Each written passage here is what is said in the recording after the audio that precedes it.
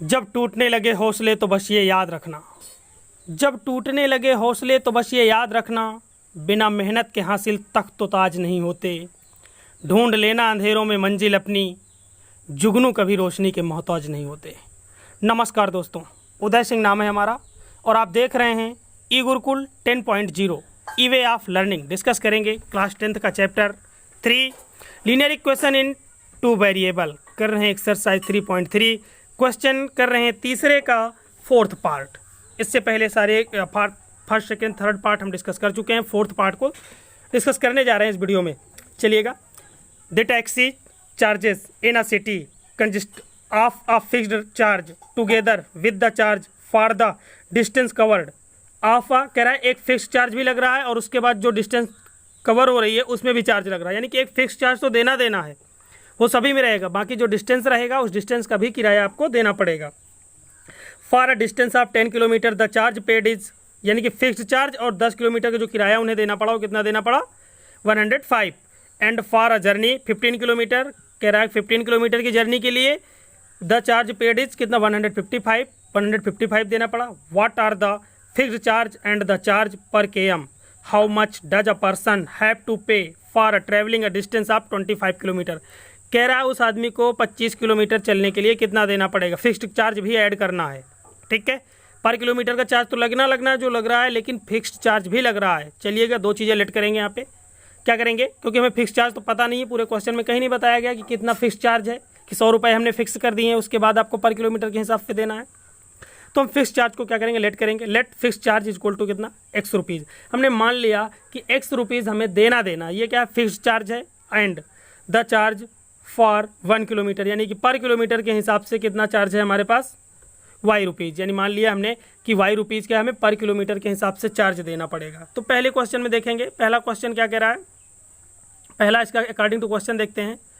कह रहा है, देखिए, कह रहा fix charge together with the charge for the distance covered for a distance of 10 kilometre. 10 kilometre के डिस्टेंस के लिए फिक्स चार्ज, और देखो 10 किलोमीटर डिस्टेंस के लिए फिक्स चार्ज x रुपये तो हमें देना है, x रुपये तो फिक्स है, प्लस y रुपीज़ के हिसाब से पर किलोमीटर, तो 10 किलोमीटर कितना हो जाएगा, 10y रुपीज़। तो x रुपीज़ ये थे, x ये थे पहले से, 10y रुपीज़ ये हो गए। दोनों मिला के जो हमें पैसे देने पड़े वो कितने देने पड़े, 105। चलिएगा, दूसरा इसी में और है, एक और दूसरा देखिए क्या कह रहा है, द चार्ज पेड इज, फिर क्या कह रहा है 105, कह रहा फॉर अ जर्नी आप 15 किलोमीटर, कह रहा 15 किलोमीटर कितना देना पड़ा, चार्ज पेड इज 155 देना पड़ा, कितने का, 15 किलोमीटर का। चलिएगा, तो फिक्स चार्ज तो देना था, सबके लिए फिक्स है ये, x प्लस 15y हो जाएगा, बराबर कितना हो जाएगा, 155। इक्वेशन उससे 1 बना दो, इसे 2 बना दो। ठीक है, समझ में आया ना, कुछ नहीं कह रहा था, फिक्स चार्ज आपको देना है। फिर पर किलोमीटर का हमने मान लिया कि 1 किलोमीटर कितने रुपए पड़ रहे हैं, y रुपये, तो 10 किलोमीटर कितने पड़े, 10 किलोमीटर के 10y रुपीज़ हो जाएंगे। तो fix charge plus 10y equal to कितना हो जाएगा, 105। और क्या कह रहा है, 15 किलोमीटर की बात हो रही थी, तो 15 किलोमीटर के हिसाब से पर किलोमीटर कितना y रुपीज़ देना है, तो 15y ये हो गए, फिक्स चार्ज भी देना है, तो x plus 15y equal to कितना हो जाएगा, 155। Equation 1 equation 2। अब क्या करो, पहली वाली इक्वेशन को उठाओ, वहाँ से x का वैल्यू निकालो, उठा के दूसरी इक्वेशन में रख दो। हम सब्स्टिट्यूशन मेथड से इन्हें सॉल्व कर रहे हैं। चलिए, अब सॉल्व करना है बस, और कुछ नहीं बचा। चलिएगा, from 1 x plus 10y is equal to 105, x equal to कितना हो जाएगा, 105 माइनस 10y। इक्वेशन थर्ड मान लेना है, थर्ड की वैल्यू कहाँ रखना है, अब 2 पे। चलिएगा, put the value of x in equation 2 पे रखिएगा। 2 इक्वेशन क्या हमारी, x plus 15y is equal to 155। अब जहाँ पे x है हमें वहाँ पे रखना है 105 माइनस का 10y, तो यहाँ पे x रखो, x की जगह पे 105 माइनस का 10y प्लस का 15y is equal to 155।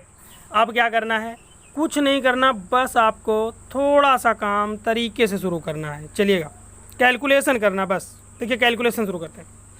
105 minus का हो गया आपका 10y प्लस का 15y इज इक्वल टू 155। फिर क्या करो आप, देखो माइनस का 10y प्लस का 15y, तो 15 में 10 सब्ट्रैक्ट करो, कितने बचेंगे, 5, और यहाँ पे 105 चुपचाप रख देंगे, 105 को बराबर 155।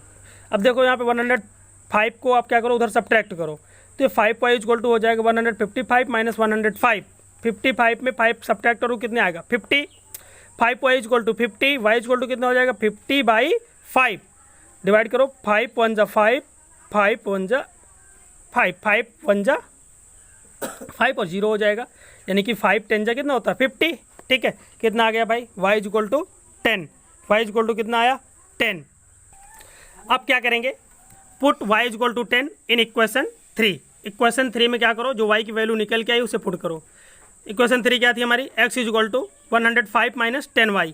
अब क्या करो, y की जगह पे आप क्या रख दो 10 रख दो, यहाँ पे 105 माइनस 10 इंटू 10 100 हो जाएगा। 105 माइनस 100 कितना आएगा 5, कितना आ गया x इज इक्वल टू 5।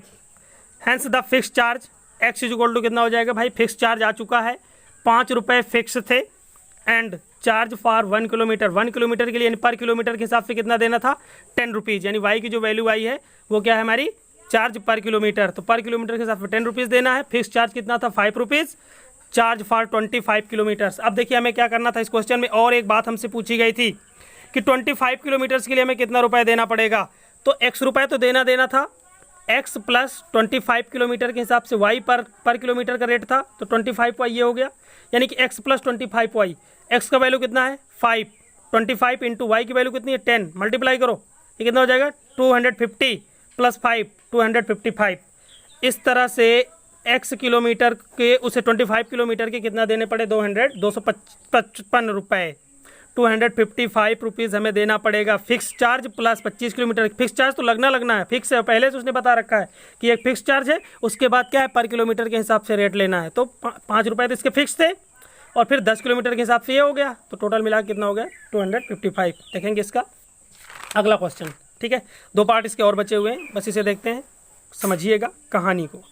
चलिएगा, क्वेश्चन क्या कह रहा है, a fraction becomes 9/11 if 2 is added. कह रहा है एक फ्रैक्शन है अगर उसमें 2 ऐड किया जा रहा है to both the numerator and denominator. ये कह रहा है कि अगर डिनोमिनेटर और न्यूमरेटर दोनों में 2 ऐड करते हैं तो क्या हो जाती फ्रैक्शन 9/11।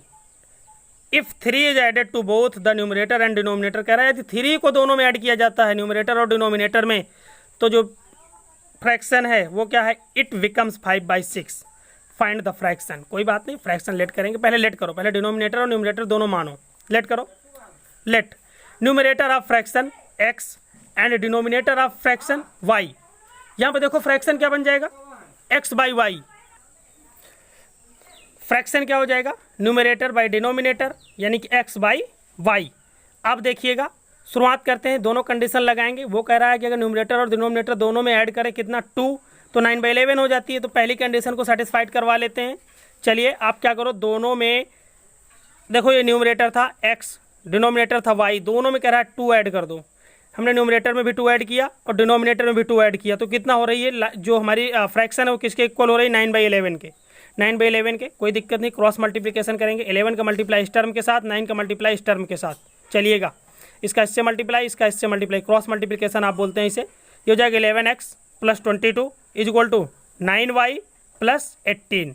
चलिएगा देखते हैं, कहानी को समझते हैं। 11x, आप क्या करो 9y इधर ले आओ, प्लस का 22 यहीं पे है, माइनस का 18, यानी ये दोनों टर्म उठा के यहाँ पे ले आओ, तो 11x हो गया, माइनस का 9y हो गया, प्लस का 22 हो गया, माइनस का 18 इज इक्वल टू 0। इनका हिसाब कर देते हैं। ये हो जाएगा 11x माइनस का 9y, देखो प्लस का 22 में माइनस का करो 18, तो कितना आएगा प्लस का 4 बचेगा इज इक्वल टू 0, यानी कि 11x minus 9y plus 4 is equal to 0। Equation 1 बना के इसे छोड़ेंगे। चलेंगे दूसरी कंडीशन देखेंगे, वो क्या कह रहा है, जब इन दोनों में 3 ऐड किया जाता है। If 3 is added numerator and denominator both, fraction becomes 5/6।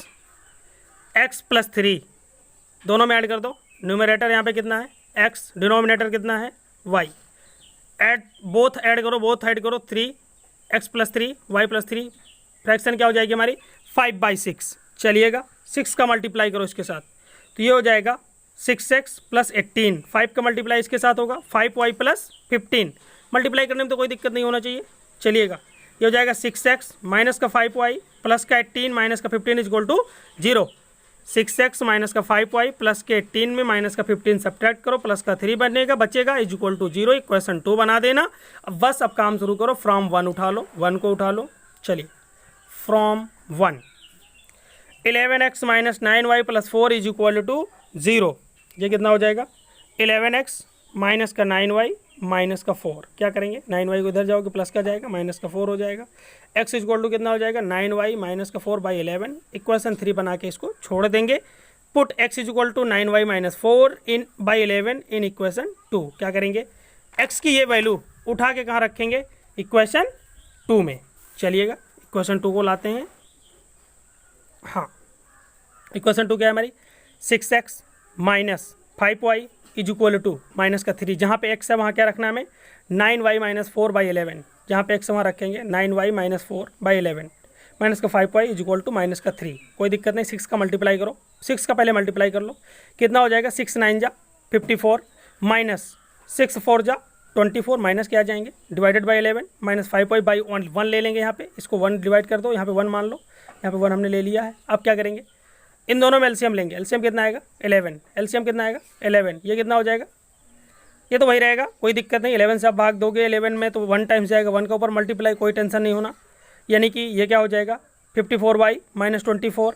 और ये 1 से डिवाइड करोगे 11 में, 11 टाइम्स जाएगा, 11 के ऊपर क्या होगा, मल्टीप्लाई। कितना हो जाएगा, 11 5 जा 55, 11 5 जा 55। आप वो भी कहते हो, आप इसका इसमें मल्टीप्लाई करते हो, इसका इसमें मल्टीप्लाई करते हो। ठीक है, चलिए जो आपको सही लगे। 11 का मल्टीप्लाई करोगे कितना हो जाएगा, 55 बाई इज इक्वल टू कितना हो जाएगा, माइनस का 3/1।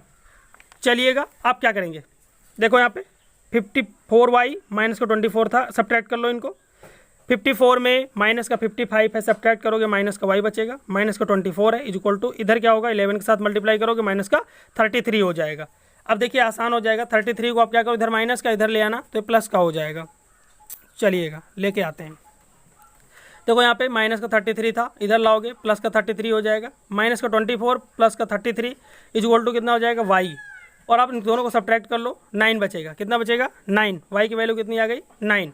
जब y की वैल्यू 9 आ जाएगी तो आप क्या करना, y की ये 9 जो वैल्यू आई है उठा के रख देना इक्वेशन 3 में। इक्वेशन 3 क्या है हमारी, x is equal to 9y minus 4/11। चलिएगा 9y का वैल्यू कितना है, 9 माइनस का 4/11। ठीक है, चलिएगा ये कितना हो जाएगा, 81 माइनस 4/11 कितना बनेगा, 77/11। 11 बन जा 11, 11 से बन जा 77। एक्स इज इक्वल टू कितना आ गया भाई साहब, 7। कितना आ गया, 7। ठीक है, अब फ्रैक्शन क्या बनेगी, अब देखो जो फ्रैक्शन बनेगी वो फ्रैक्शन क्या होगी, वही होगा न्यूमरेटर बटे डिनोमिनेटर। जो x की वैल्यू थी यानी कि x/y यही तो थी हमारी फ्रैक्शन। x की जगह पे 7 रख दो, y की जगह पे 9 रख दो, तो फ्रैक्शन क्या बन गई, 7/9। यही हमें निकालना था, इसी फ्रैक्शन की तलाश थी जिसके लिए हम भटक रहे थे। चलिएगा इसका 6th पार्ट देखेंगे। करा 5 years hence the age of Jacob will be 3 times that of his son. 5 years ago Jacob's age was 7 times that of his son. What are their present age?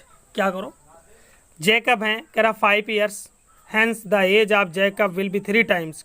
कह रहा है कि आज से 5 साल बाद, आज से 5 साल बाद 5 years hence the age of Jacob will be होगी ना 3 times that of his son। तो क्या करो, सबसे पहले आप प्रेजेंट एज मानो।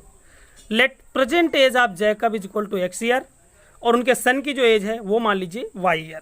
तो अब आते हैं अकॉर्डिंग टू क्वेश्चन। क्वेश्चन क्या कह रहा है भैया, आज वो x साल का है, आज वो x साल का है और उसका लड़का भी x साल का है। 5 साल बाद कितना होगा, x प्लस 5। तो कह रहा 5 साल बाद जो है ना, जो उनके पिताजी की एज है लड़के की एज से कितनी हो जाएगी, 3 गुनी। तो वही कर लो, ट्रिपल कर लो भाई।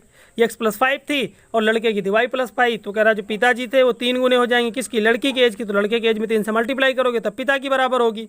ठीक है, फादर जैकब के बराबर होगी। तो x plus 5 is equal to हो जाएगा 3 इंटू वाई प्लस 5। मल्टीप्लाई करो, x प्लस 5 3 हो जाएगा 3y प्लस 15। क्या करेंगे, 3y को इधर ले आओ, 5 को उधर सब्ट्रैक्ट कर दो।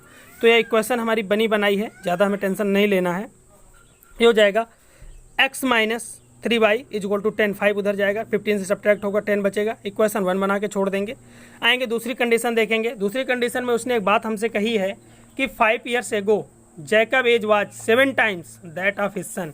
कह रहा है जो 7 साल पहले पिता की जो आयु थी कितनी, 5 years ago Jacob age was 7 times।